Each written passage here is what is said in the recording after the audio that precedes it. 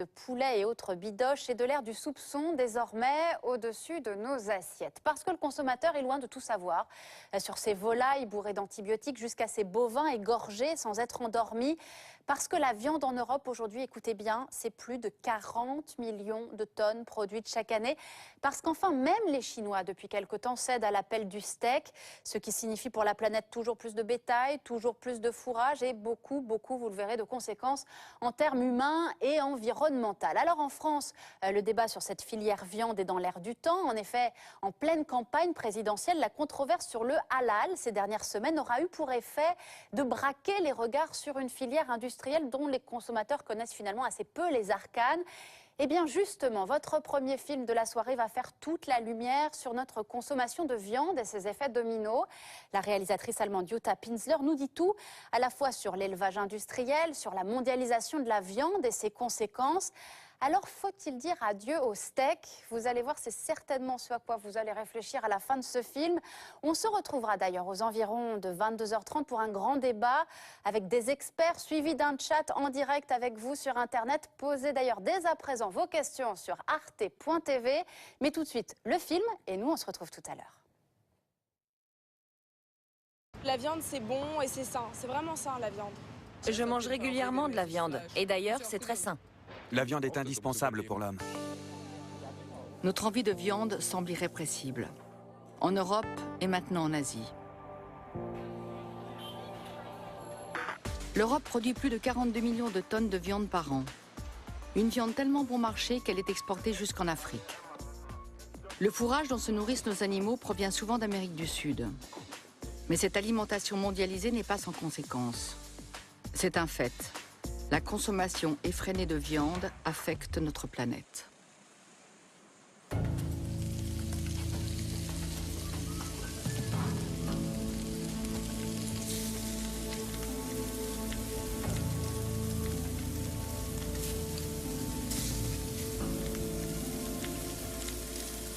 C'est bon, tout simplement. C'est bon, c'est plein de goût, c'est la nature, c'est la montagne, c'est la ferme, c'est tout ce qu'on aime, quoi. C'est les souvenirs d'enfance, c'est ce qu'on a mangé chez les grands-parents quand on était jeune, toutes ces choses-là.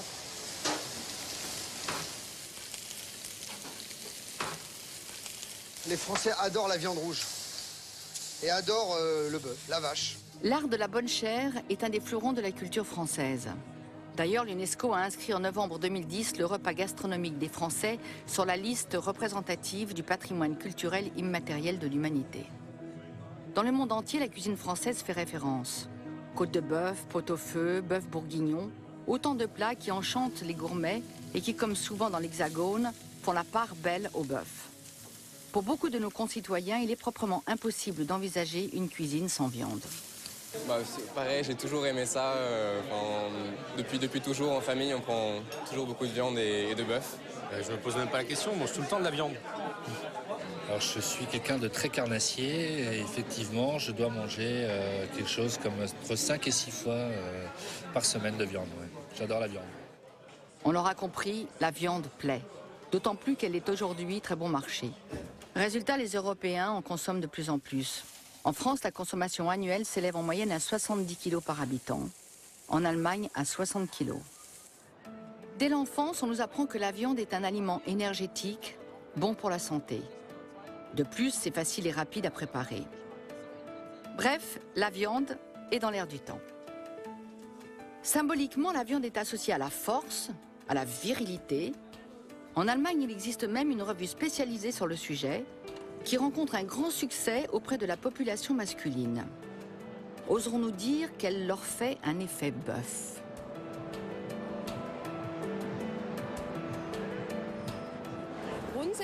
La viande est un aliment qui plaît aux femmes comme aux hommes. Mais dans notre société, les hommes n'ont plus la tâche aussi facile. Comment exprimer leur côté masculin, leur virilité? Or, la consommation de la viande renvoie précisément à la force physique de l'homme, à sa supériorité musculaire, a son côté mâle et conquérant. Lorsqu'il avale un énorme pavé de bœuf, l'homme peut ainsi exprimer un aspect de sa virilité. En même temps, ça permet à la femme qui l'accompagne de faire preuve d'une certaine retenue, de faire passer un message. Moi, je mange très peu de viande, juste un peu de viande blanche. Je n'arrive pas à manger autant. Si ce n'est qu'un bon morceau de viande est également excellent pour les femmes. Du moins si on en croit les messages publicitaires de l'industrie agroalimentaire.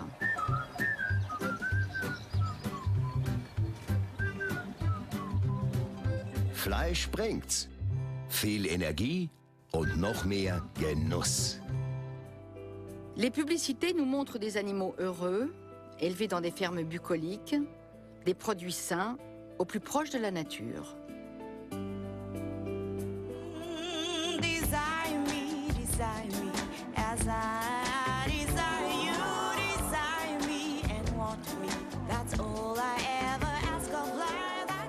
Le bœuf, le goût d'être ensemble. La communication de la filière viande se fait bien évidemment sur le haut du panier, c'est-à-dire sur la viande artisanale issue de races à viande. Alors qu'en fait, une grande partie de la viande que nous consommons, c'est de la viande issue d'élevage industriel. Et donc ça, c'est quelque chose sur lequel la filière, bien évidemment, communique moins. Mais c'est pourtant une réalité. Ce qu'on nous met dans l'assiette ne correspond pas à ce qu'on nous projette sur les publicités. En réalité, selon les espèces, 80 à 95% de la production ne sont pas élevées en plein air. Et leur viande n'est pas particulièrement saine. Dans les élevages intensifs de poulets, on administre régulièrement aux volailles des médicaments pour qu'elles survivent à leur très courte période d'engraissement. Des résidus de ces médicaments qui ne sont pas sans danger pour l'homme subsistent dans la viande. Littéralement entassés dans des bâtiments surpeuplés, les volatiles croupissent sans voir l'air libre sur des sols jonchés d'excréments. On peut en compter jusqu'à 24 au mètre carré. Résultat, ils tombent souvent malades. À la naissance, le poids d'un poussin est de 40 grammes. 3 jours plus tard, il a doublé. Au bout d'un mois, son poids a été multiplié par 38. Pendant la phase d'engraissement de l'animal, le développement de la masse musculaire, la viande, devance pour ainsi dire la croissance de l'ossature et de l'appareil locomoteur. Si bien que la circulation sanguine, l'appareil locomoteur et le squelette ne peuvent pas suivre. En fin de période d'engraissement, les animaux ne peuvent pratiquement plus bouger. Tout au long de la phase de croissance, les poulets de chair sont soumis à des traitements médicaux fortement dosés, notamment en antibiotiques, présentant un danger pour l'homme. Une ferme d'engraissement de la firme Wiesenhof, l'une des principales entreprises d'élevage de volailles en Allemagne. Josef Barmeyer est le vétérinaire de l'exploitation. Aujourd'hui, il procède à un contrôle. Avant d'entrer dans le bâtiment d'élevage, il change de vêtements et procède à une désinfection très rigoureuse. Une précaution indispensable pour éviter toute contamination. 38 000 poulets sont confinés dans ce hangar. Une densité qui octroie généreusement à chaque animal un non-espace vital de la dimension d'une feuille de format A4. Productivité oblige, le bâtiment est piloté par ordinateur. Dans les élevages industriels, les poulets sont généralement abattus au bout d'une quarantaine de jours. Environ 700 poulets meurent avant la fin de la période d'engraissement. Un résultat satisfaisant pour ce type d'infrastructure. Un taux de mortalité supérieur aurait un impact sur le chiffre d'affaires, donc sur les bénéfices de l'entreprise. Dès lors, tous les moyens sont bons pour réduire la mortalité des poulets. D'où l'utilisation d'antibiotiques qui présente un autre avantage, celui de favoriser la prise de poids chez les volailles.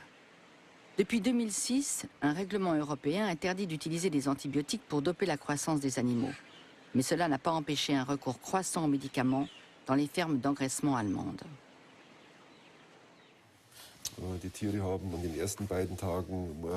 Les 2 premiers jours, les poulets ont reçu des vitamines.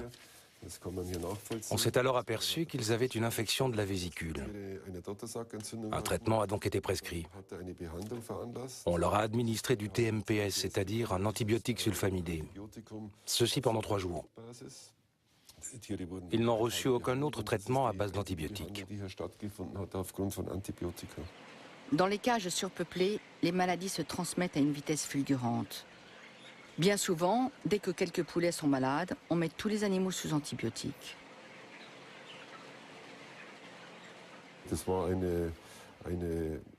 Ce traitement a été administré suite à une prescription vétérinaire. Nous n'utilisons jamais d'antibiotiques de manière préventive. Le vétérinaire effectue un contrôle le 2e ou le 3e jour de la mise en cage, afin de décider si un tel traitement est nécessaire ou pas. Pourtant, les poulets sont maintenus dans des conditions qui favorisent les maladies. Alors où est la vérité? Les antibiotiques sont-ils destinés à préserver la santé des animaux ou à doper leur croissance? Le gouvernement du Land de Rhénanie du Nord-Westphalie a enquêté sur l'utilisation des antibiotiques chez les animaux. Dans les exploitations que nous avons examinées, 96,4% des animaux, je dis bien 96,4%, ont été traités avec des antibiotiques. Ces résultats sont tout simplement alarmants et pour tout dire révoltants. De deux choses l'une. Soit ces antibiotiques sont utilisés pour doper la croissance des animaux, soit pour les protéger de manière préventive dans leur environnement, celui des fermes d'engraissement, propices aux maladies. Dans un cas comme dans l'autre, ce n'est pas acceptable, tant sur le plan légal qu'éthique.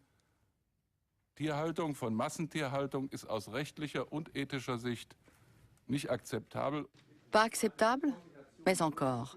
Ces méthodes ne sont certes pas illégales, mais moralement, elles sont plus que discutables.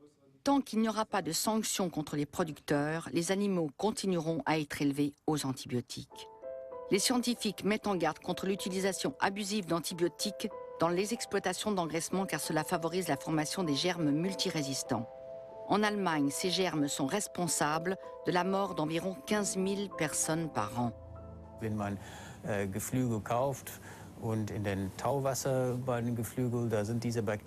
Lorsqu'on achète une volaille, les bactéries contenues dans l'eau de décongélation peuvent se retrouver sur vos mains ou dans un plat cru.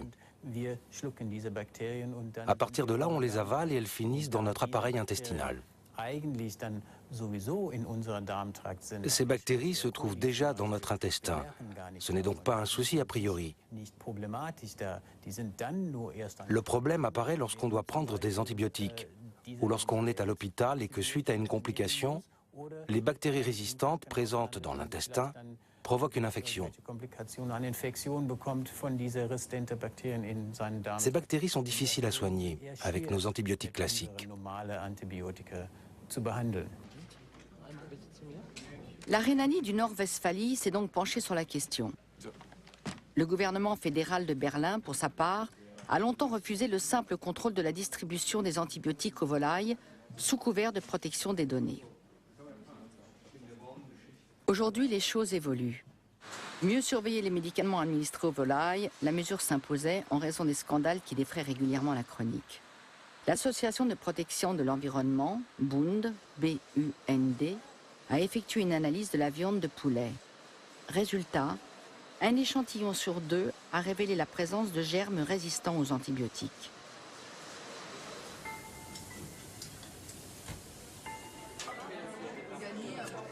La viande rouge aussi présente des dangers pour la santé. Partout dans le monde, les experts déconseillent une consommation excessive. Les études le montrent, trop de viande rouge réduit l'espérance de vie. Les gros consommateurs de viande souffrent davantage de gouttes, de rhumatisme, de cancer et de diabète. Avec une consommation de 300 grammes de viande rouge par semaine, on fait déjà partie des groupes à risque. Le Centre de recherche contre le cancer de Heidelberg en Allemagne s'intéresse à l'origine des maladies cancéreuses.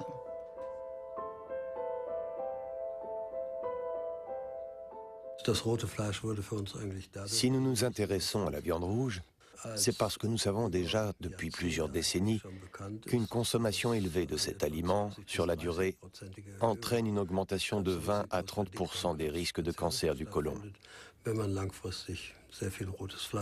Plusieurs indices nous laissent à penser que la viande de bœuf constitue un facteur de risque majeur. C'est pourquoi nous déployons tous nos efforts pour savoir s'il est